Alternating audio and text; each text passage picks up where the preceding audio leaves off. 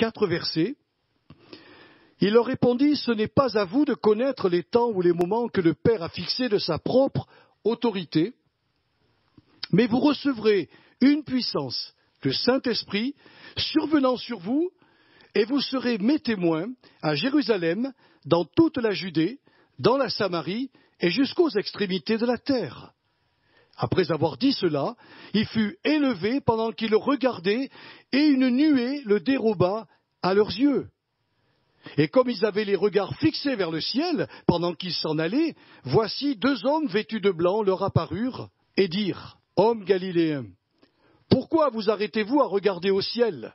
Ce Jésus qui a été enlevé au ciel du milieu de vous reviendra de la même manière que vous l'avez vu allant au ciel. » Alors, je vais vous dire une chose, mes frères et sœurs, c'est que lorsque ces anges se sont adressés aux apôtres, ils ont donné une parole prophétique qui allait permettre à tous les chrétiens de la première Église de traverser, je dirais, les tribulations, les problèmes personnels, toutes les déceptions qu'ils subirent à l'époque, et surtout les persécutions, parce qu'ils ont vécu, l'Église primitive a vécu dans la persécution.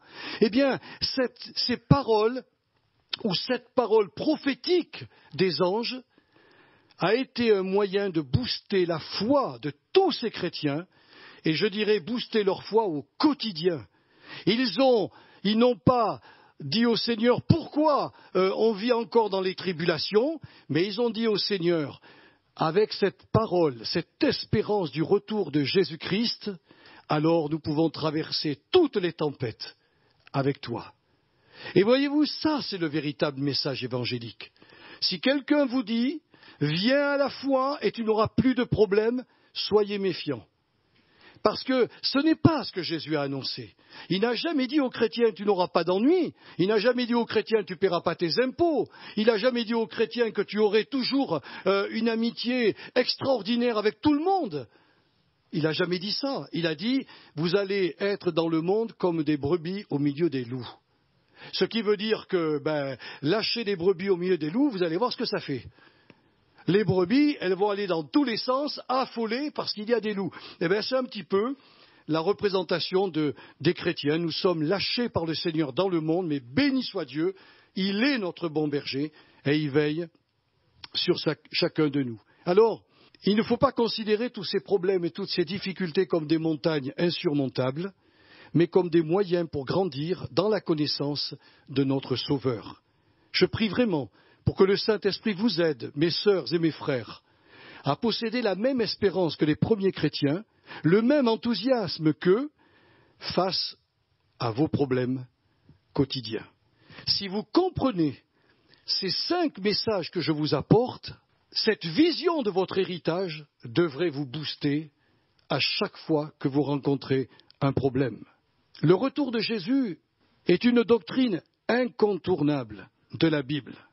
Seulement, beaucoup de chrétiens ne savent pas comment va se réaliser ce retour. Je vous en ai parlé un petit peu la semaine dernière. Il est dit que l'avènement du Seigneur, sa présence réelle, littéralement dans le texte original, ça s'appelle la parousie du Seigneur, va se réaliser en 2 temps. La plupart des théologiens, la grande majorité des pasteurs et des docteurs qui enseignent dans les églises reconnaissent que Jésus-Christ revient, mais il va d'abord venir dans les airs. Il sera invisible à la vue des humains, mais il sera visible pour tous ces rachetés, puisque tous les morts, tous ces rachetés qui sont déjà décédés, vont à ce moment-là vont avoir leur corps spirituel, et puis ceux qui seront vivants sur la terre, si on est là, alors on n'aura pas besoin de passer par la mort, il n'y aura pas d'obsèques, il n'y aura rien. On sera enlevé et transformé instantanément jusqu'à la rencontre du Seigneur. Puis, il y aura une seconde venue de Jésus, ou si vous préférez, c'est la même venue, mais visible, comme les anges l'ont dit. Il viendra sur le mont Sion, à la vue de tous les peuples de la planète. Alors on se demandait, à l'époque, peut-être qu'ils se sont dit, mais comment le monde pourra voir Jésus-Christ et toute l'armée des cieux arriver avec lui. Ben vous savez, hein, aujourd'hui, la télévision nous présente les événements mondiaux dans le quart d'heure qui suit. Hein. Si le Seigneur tarde encore à venir et qu'il reste 20 ans ou 50 ans avant qu'il arrive, à ce moment-là, tout le monde aura des portables hyper sophistiqués, et puis on appuiera sur un bouton et on l'événement sur le mont Sion, on verra arriver Jésus-Christ avec et la Bible nous dit là, et tout œil le verra. Ceux qui seront du côté de la terre où il fait nuit seront réveillés, prendront leur portable ou leur télévision. C'est arrivé à l'événement des tours américaines qui sont tombées. Le monde entier a vu cela. Le monde entier a vu cela. Donc, je ne suis pas étonné, mais vous devez savoir en tant que chrétien que le Seigneur va d'abord venir pour vous chercher, vous. Et ça, c'est très important. L'enseignement qui nous préoccupe ce matin, et surtout dans notre étude, c'est de saisir pourquoi le Seigneur va convoquer l'ensemble de ses élus dans les airs. Si je comprends pourquoi, alors vous allez voir que votre foi va être boostée, changée. Vous allez avoir un enthousiasme, un zèle pour le Seigneur incroyable, parce que de savoir ces choses va vous remplir de feu, j'en suis absolument convaincu.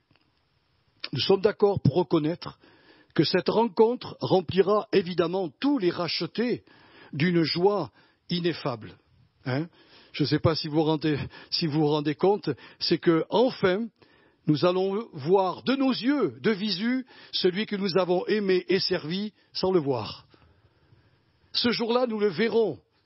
Et nous le verrons tel qu'il est, frères et sœurs. C'est-à-dire dans sa gloire, glorieux, éclatant. Vous avez qu'à lire le premier chapitre de l'Apocalypse pour voir la description de Jésus-Christ. Je comprends pourquoi Jean est tombé comme mort aux pieds du Sauveur. Une révélation impressionnante, nous le verrons tel qu'il est, c'est-à-dire homme, Dieu. Mais je vous l'ai dit la semaine dernière, je le reprécise ce matin, cette rencontre avec Jésus, ce rendez-vous particulier que nous aurons, ce ne sera pas encore ni le temps du repas des noces de l'agneau, ni celui de l'inauguration du règne millénaire, ni même le commencement de l'état parfait. Il faut que vous compreniez ça. Il y a des enseignements aujourd'hui qui vous disent l'Église où les rachetés sont enlevés, puis on fait le repas des noces de l'agneau. Ce n'est pas ce que dit le texte. Ce n'est pas ce que dit la Bible. Normalement, je vais vous dire une chose, on l'étudiera peut-être une autre fois, mais en sondant les Écritures, nous apercevons que quand l'Église aura été jugée, qu'elle aura eu son corps spirituel, qu'elle aura eu les récompenses du Seigneur et qu'elle reviendra sur la terre, sur le mont Sion, là, à l'inauguration du règne millénaire de Jésus, le Seigneur convoquera tous ceux qui vont entrer dans le millénium à venir participer aux noces de l'agneau. Il faut être sur la terre pour les noces de l'agneau. Dans le ciel, c'est appelé le tribunal du Christ. Nous devons comparaître, l'apôtre Paul, on l'a lu la semaine dernière, dans 2 Corinthiens 5, verset 10, il le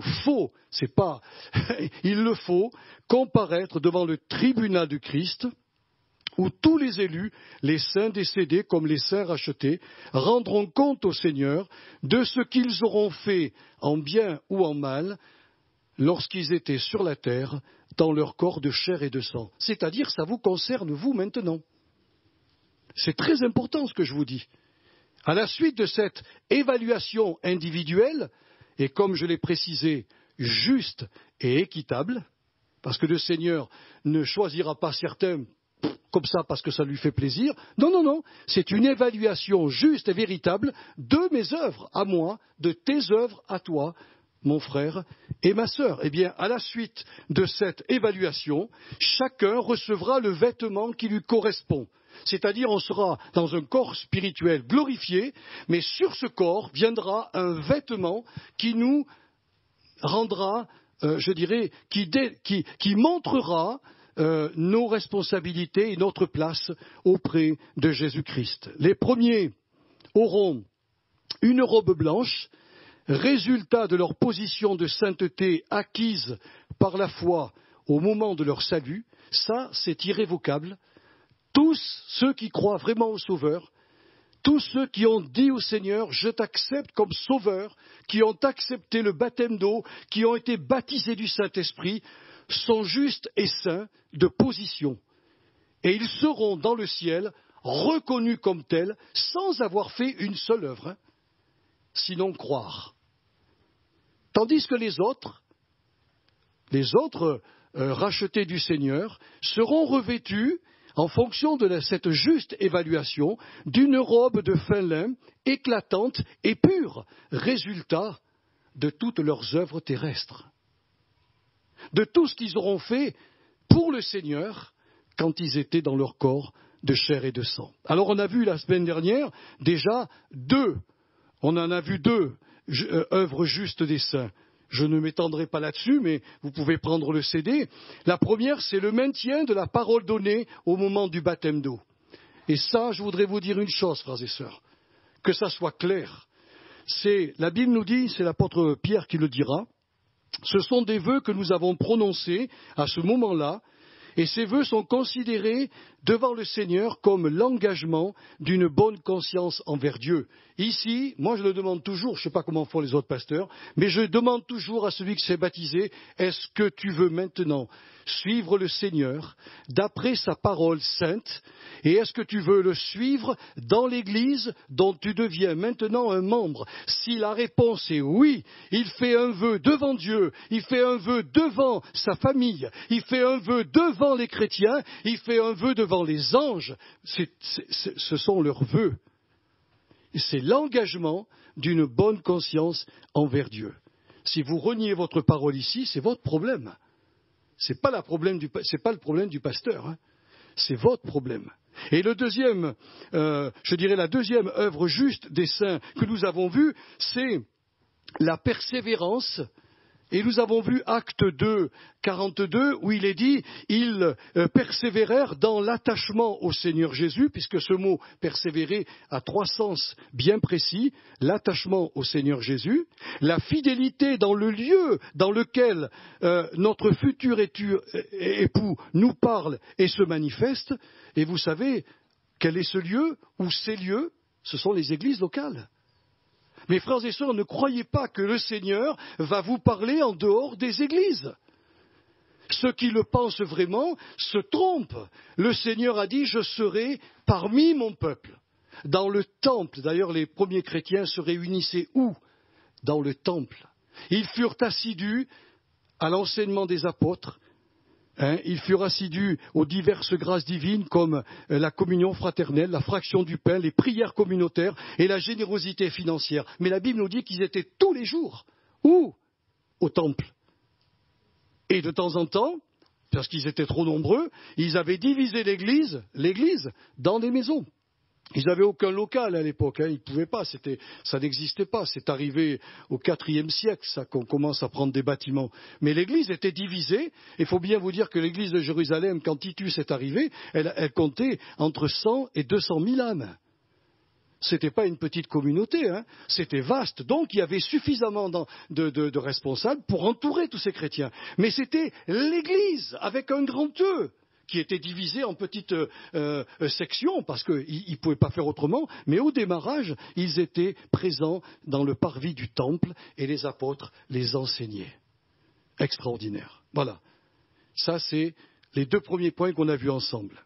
Comme œuvre juste encore, nous trouvons dans la Bible l'attention portée aux chrétiens en souffrance. Jésus a pris un exemple.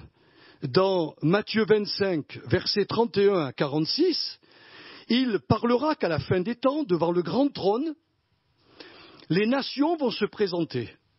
Et puis le Seigneur reconnaîtra parmi ces nations ceux qui auront été justes à ses yeux pour avoir donné à manger et à boire à l'un de ses plus petits de ses frères, c'est-à-dire les chrétiens en souffrance, pour les avoir recueillis en tant qu'étrangers, pour les avoir vêtus lorsqu'ils étaient nus, et pour les avoir visités quand ils étaient malades ou en prison.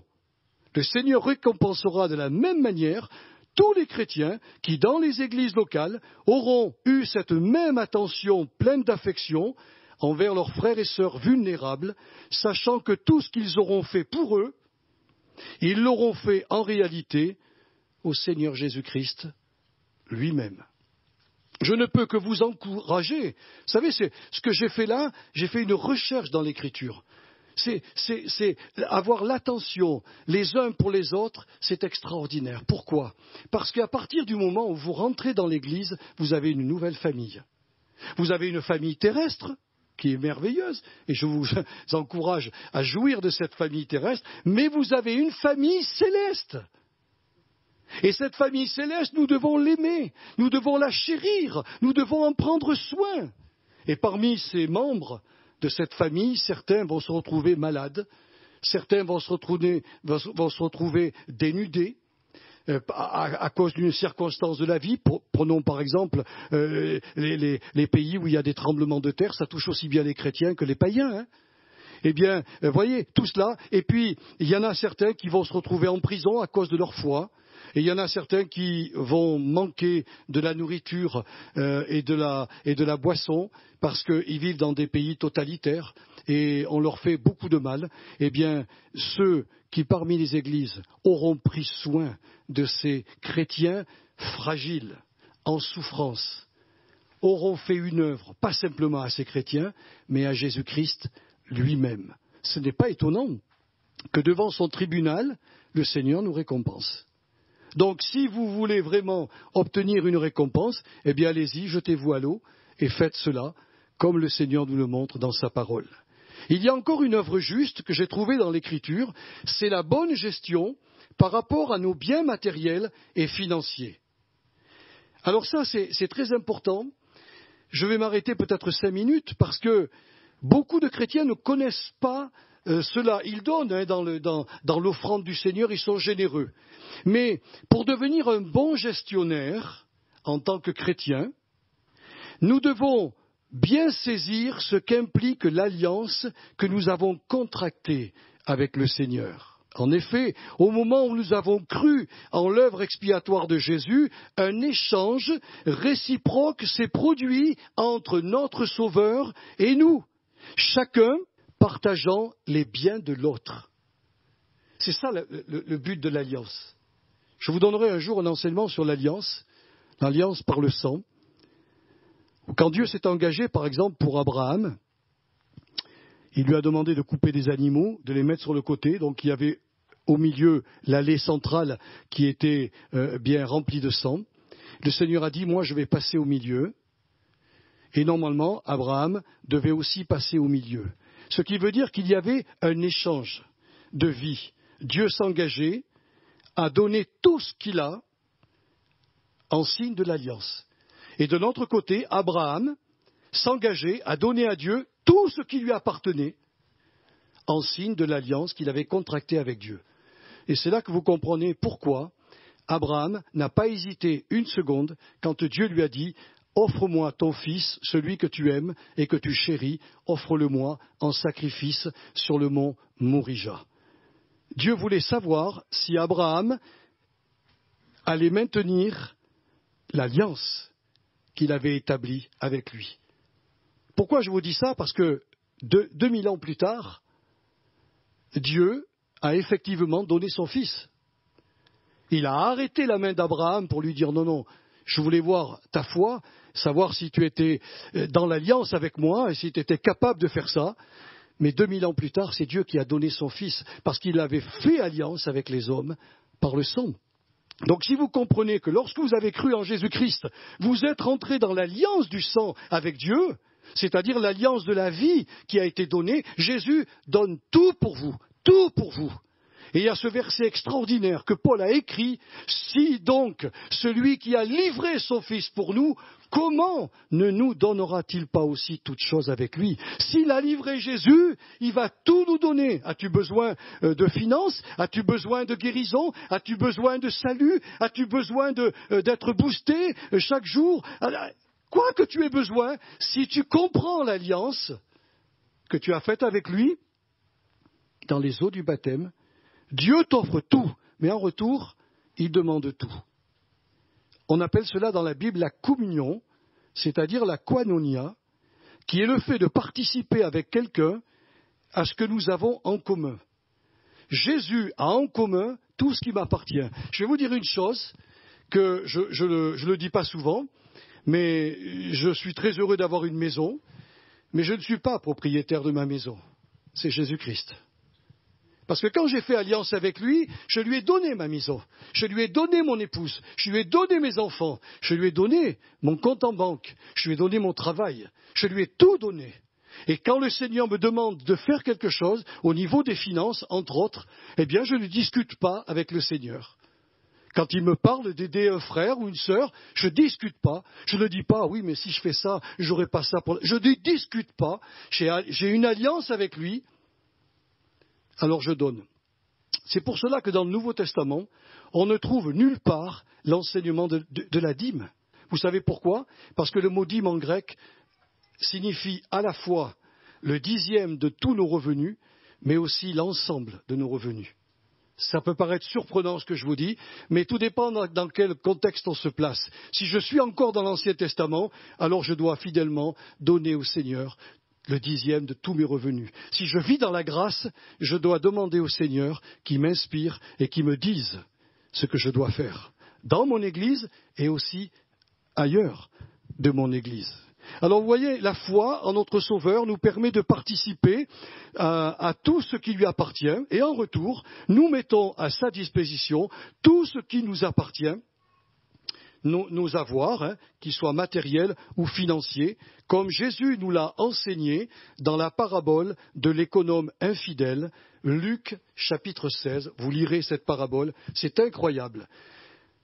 Si nous ressemblons aux mauvais serviteurs de cette parabole, si nous dilapidons par égoïsme, comme l'a fait cet homme, notre avoir matériel et financier, c'est comme si nous violons l'alliance que nous avons contractée avec le Seigneur, et de ce fait, nous devenons nous-mêmes, c'est nous-mêmes qui nous rendons inaptes à gérer plus tard les biens supérieurs du royaume des cieux. Dans cette parabole, il le dira, à la fin de la parabole, si vous n'avez pas été fidèle avec le mammon de l'injustice, et il parlait ici de l'argent, de nos revenus, de ce que nous avons, mais avec ce que tu as, beaucoup, moyennement ou peu, deviens un bon gestionnaire. Si tu es rentré dans l'alliance, vous vous souvenez de la jeune veuve, de la veuve, qui était devant le temple. Elle sort une pite, qui à l'époque était vraiment rien du tout. Elle le met dans le tronc. Et Jésus dit à ses disciples, voyez-vous cette femme, elle n'a pas donné de son superflu, elle a donné de son nécessaire. Elle aurait dû garder cette pite pour elle, un peu comme la femme qui a été visitée par Élisée le prophète, où elle avait plus de farine, elle allait faire un gâteau, et puis elle a dit au prophète, après on va mourir. Et comme elle a servi le prophète en premier, et comme cette femme de l'Évangile a servi Dieu en premier avec son argent, parce qu'elle était rentrée dans l'alliance du sang avec le Seigneur, qu'est-ce que Jésus leur dit? Elle est repartie justifiée, et croyez-moi, elle ne manquera de rien, parce que le Dieu de l'alliance tient promesse. Mais si nous violons sa promesse, il est certain qu'on lui démontre qu'on est de mauvais gestionnaires. Et que plus tard, les biens du royaume des cieux, il ne pourra pas nous le remettre. Vous voudriez remettre à quelqu'un qui gère les finances, mais qui les gère très très mal, vous voulez lui confier une fortune? Il vaut mieux pas, hein. Mais c'est ce que l'apôtre Paul a essayé de nous expliquer dans sa deuxième lettre aux Corinthiens, chapitre 9, versets 6 à 11. Je vous le lis. Sachez-le, celui qui sème peu, moissonnera peu. Et celui qui sème abondamment, moissonnera abondamment. Et Dieu peut vous combler de toutes sortes de grâces, afin que, possédant toujours en toutes choses de quoi satisfaire à tous vos besoins, et notez bien, tous vos besoins, pas une partie, vous ayez encore en abondance pour toute bonne œuvre. Alors souvent les chrétiens se disent, oui pasteur, c'est ok, je comprends, je dois devenir un bon gestionnaire, mais où dois-je donner? L'apôtre Paul a répondu dans les Galates, chapitre 6, versets 6 à 10, Voyez ce qu'il a écrit, pendant que nous en avons l'occasion, pratiquons le bien envers tous, et là il parlait des finances, quand vous prenez le contexte, il parle de l'argent, il dira, pratiquons le bien envers tous, et il ajoutera, et surtout envers les frères en la foi, littéralement dans le texte original, envers la famille de la foi. Nous sommes donc encouragés à être généreux en tout premier lieu envers ceux de la maison de la foi, ce qui peut englober notre Église, qui englobe les chrétiens démunis, les ministères, l'entraide fraternelle et les œuvres missionnaires. Tout ce qui se fait dans la communauté, la Bible nous dit que tu dois quand même penser en premier à eux. Et puis, si vos moyens financiers vous le permettent, il n'est pas interdit de semer dans le champ des œuvres caritatives, humaines, sociales, médicales, éducatives, etc. Souvent, on nous demande, d'aider au Téléthon ou d'aider à certaines. Il y a des chrétiens qui aident parce qu'ils ont suffisamment de moyens et c'est très très bien. Mais si ces chrétiens donnent plus aux œuvres humaines que dans leur Église, il y a un déséquilibre. Ce n'est pas ce que le Seigneur a enseigné. Et si vous voulez porter cette œuvre juste des saints, il faut d'abord semer là où vous êtes. Là où vous êtes. Pourquoi ? Parce que personne ne nous aide. Nous n'avons aucune aide du gouvernement, nous vivons de la générosité des frères et des sœurs. Et le Seigneur rajoutera que si vous faites cela, alors vous allez avoir un trésor dans le ciel. Amassez-vous, dit Jésus, des trésors dans le ciel, où la teigne et la rouille ne détruisent point, et où les voleurs ne percent ni ne dérobent. Oh, que le Saint-Esprit nous fasse comprendre qu'une bonne gérance ici-bas rapportera beaucoup plus d'intérêt pour le royaume de Dieu et surtout dans notre compte céleste que ne pourront le faire les meilleurs placements terrestres. Alors il n'est pas interdit de faire des placements terrestres, ne me faites pas dire ce que je n'ai pas dit, des assurances, vous pouvez en avoir un paquet, mais si vous semez dans l'œuvre de Dieu, aujourd'hui on a des intérêts très très très bas. Si vous voulez avoir beaucoup de fortune, il faut mettre votre argent à la bourse. Et là, vous avez un risque. Un risque de tout perdre ou de tout gagner. Moi, je ne veux pas jouer personnellement, ça c'est mon regard personnel, là-dedans. Mais si je sème dans l'œuvre de Dieu, alors le rapport de ma semence dans mon compte céleste, je ne sais pas combien il fait, mais je pense que c'est du 100%. Voyez-vous, il y a une condition quand même que l'apôtre Paul a donné dans les Galates, chapitre 6, verset 9. Il n'y a qu'une seule condition exigée pour que nous soyons en permanence bénis, tous les jours, sans cesse, et qu'on ne manque de rien. Voilà ce qu'il va écrire. Ne nous lassons pas de faire le bien, car nous moissonnerons au temps convenable si nous ne nous relâchons pas. Mes frères et sœurs, quand on commence à semer pour Dieu, on va jusqu'au bout. On ne discute pas. Jusqu'au bout. Si on s'arrête, ça met fin, disons, à notre argent, à notre compte céleste. Il y a encore une œuvre juste, si vous me permettez, j'aimerais bien vous la donner. Une autre œuvre juste des saints, c'est notre implication dans l'œuvre de Dieu avec nos talents naturels et nos dons spirituels. Rappelez-vous ce que l'apôtre Pierre déclara à tous les élus dispersés en Asie mineure. Il leur dira, comme de bons dispensateurs des diverses grâces de Dieu, que chacun de vous mette au service des autres le don qu'il a reçu. En tant qu'élus du Seigneur, nous avons tous reçu au moins un talent ou un don spirituel pour être utile à l'ensemble du corps du Christ dont nous sommes devenus un membre. Or, pour que ce corps du Christ fonctionne normalement, notre implication et nos efforts conséquents sont recommandés, comme Jésus nous le montrera dans la parabole des mines. Je vous donne simplement la référence, vous la lirez. C'est dans Luc 19, versets 11 à 27. Dans cette histoire, les serviteurs, après avoir reçu une certaine somme financière de la part de leur maître, se sont impliqués dans le champ de leur Seigneur. Ce qui sous-entend qu'ils firent en même temps des efforts pour que leur avoir financier soit productif et rapporte beaucoup. Quand leur maître fut de retour, ce qui correspond pour nous à notre comparution devant le tribunal du Christ, ils furent récompensés et gratifiés de responsabilités nouvelles, alors que le serviteur paresseux, lui, a tout perdu. Mais dans cette parabole, Jésus dit à ce paresseux, mais il t'aurait fallu donner la petite somme que je t'ai donnée, il aurait fallu la remettre au banquier, et ainsi, à mon retour, j'aurais récupéré mon bien avec des intérêts. Que représente ce banquier pour nous, frères et sœurs? Il est à la fois l'image d'une vocation et d'une institution. Pour être banquier, il faut d'abord faire des études et être quelqu'un qui sait bien compter. Et puis il faut rentrer dans une institution pour exercer son talent. Eh bien, c'est ce que le Seigneur a voulu nous faire comprendre. Eh bien, ce banquier me pousse à croire que le Seigneur avait en tête, quand il a parlé à cet homme, qu'il pouvait faire fructifier son avoir au moins de 3 manières. Soit dans une église locale, s'investissant dans une des activités communautaires. Comme ça, il aurait, même s'il avait été craintif et peureux, il aurait pu s'investir avec ce petit don, et ainsi, le Seigneur, en revenant, il l'aurait récompensé.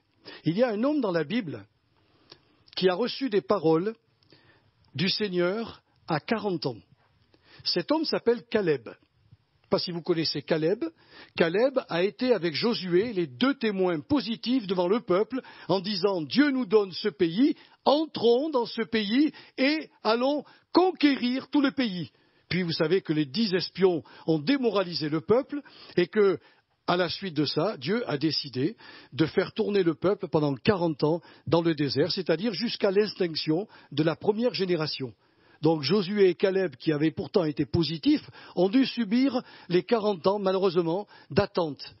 Mais quand ils sont sortis, et que Dieu a donné à Josué de conquérir le pays de Canaan, ce gaillard est arrivé, et vous le lirez, c'est écrit dans Josué 14, versets 6 à 15, il avait 85 ans. Il dit à Josué, j'ai eu des promesses à 40 ans. Donne-moi ma part d'héritage. Il lui dit, écoute, t'as 85 ans, prends ta retraite, mon petit gars, profite de la vie, cool. Non, il lui dit, moi j'ai eu des promesses de Dieu, il y a un héritage là-bas, dans les montagnes. Et Josué lui a dit, oui, mais là-bas il y a des géants. Bon, il lui dit, c'est pas un problème, c'est mon héritage. Je vais y aller avec ma famille, avec ma tribu, et nous allons prendre notre territoire. Ce qui sous-entend, frères et sœurs, qu'il n'y a pas d'âge pour s'investir dans l'Église du Seigneur. À tous les âges, on peut faire un travail. Donc si vous ne savez pas exactement le talent que vous avez, qu'est-ce que vous savez faire? Eh bien, investissez-vous dans votre Église. Ça, c'est répondre à la question du banquier. Ou alors on peut s'investir dans un ministère particulier, comme une aide précieuse. Souvenez-vous Élisée, avant qu'il devienne aussi puissant qu'Élie, la Bible nous dit que Élisée était au service d'Élie. Il s'était mis au service de ce grand prophète. Et quand le moment est venu, Élie lui a dit, qu'est-ce que tu demandes au Seigneur? Il lui dit, maintenant que tu vas partir, moi je veux une double onction de la bénédiction que tu as. Il lui a dit, mais non, toi tu ne vas pas de main morte. Il dit, c'est comme ça. Moi j'ai servi auprès de toi, je veux être récompensé et je veux une double onction. Il a dit, je vais voir le Seigneur. Et le Seigneur lui a dit, si Élisée te voit partir, ton manteau tombera, il le mettra sur ses épaules et il aura une double onction. C'est ce qui s'est passé. Il y a aussi l'histoire de Josué qui a été au service de Moïse pendant toute sa vie. Et quand Moïse est mort, il lui dit, maintenant, mon serviteur Moïse est mort, Josué, viens ici, je vais te confier la charge de conduire ce peuple en Canaan. Il lui a dit, Seigneur, tu sais quel âge j'ai? Et Dieu lui a dit, je te fortifierai, je te rendrai inébranlable, je t'appelle. Mais vous voyez, d'avoir été au service de Moïse, d'abord il a appris comment faire du management. Hein. Il a été vraiment quelqu'un de bien enseigné au pied de Moïse. Et après il est devenu un chef. Et puis que penser de Philippe dans le Nouveau Testament? Philippe, il servait aux tables. Il servait les repas aux chrétiens. La Bible nous dit qu'à la fin de sa vie, il est devenu un puissant serviteur de Dieu, un évangéliste remarquable. Et ses filles sont devenues des prophétesses du Seigneur, dans l'Église. Voyez-vous, l'aide à un ministère peut nous conduire à une métamorphose dans notre vie.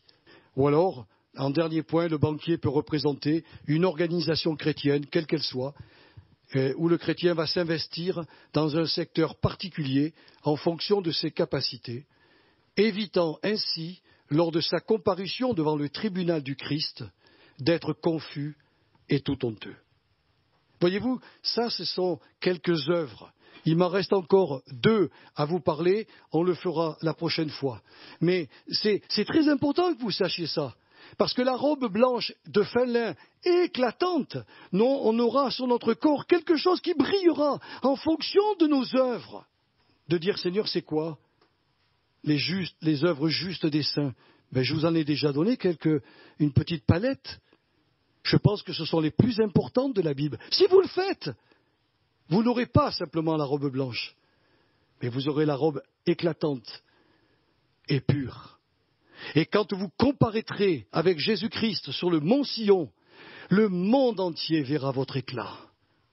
Oui, il verra briller des gens, ils diront, mais c'est qui ces gens qui brillent?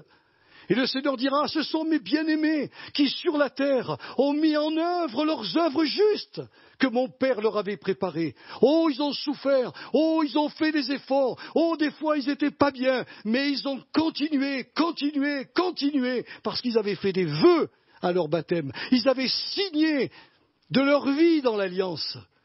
Et aujourd'hui, je les récompense. Ils vont régner avec moi. Seigneur, que mes sœurs et mes frères soient bénis en ce jour. Et ce que je n'ai pas pu leur faire comprendre, ô toi, Esprit de grâce, Seigneur, appuie sur le bon bouton dans leur intelligence pour leur faire comprendre ce que moi je n'ai pas réussi ce matin. Mais mon objectif, c'est qu'ils rentrent un jour dans le ciel et que tu leur dises « Bonjour, bonne servante du Seigneur ». Tu as été fidèle en peu de choses, je te confierai beaucoup. Bonjour, serviteur du Seigneur, tu as été fidèle en peu de choses, je te confierai beaucoup. Soyez bénis, mes frères et mes sœurs, et que Dieu vous aide à vivre à la hauteur de votre héritage, dans le beau nom de Jésus. Amen.